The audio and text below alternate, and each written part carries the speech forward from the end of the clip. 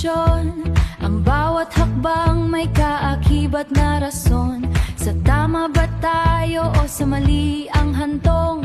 Sa tama ba tayo o sa mali ang hantong? Makinig sa puso at huwag malulong. Ito ang blog tungkol sa tama at mali.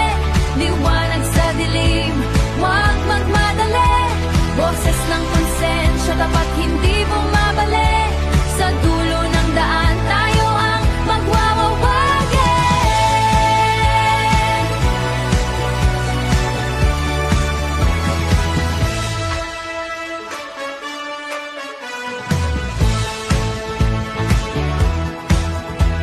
Minsan ay mahirap, minsan ay nakalito.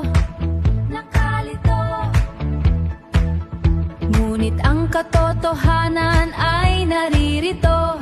Timbangin ang lahat, huwag maging sarado. Sa huling pagpili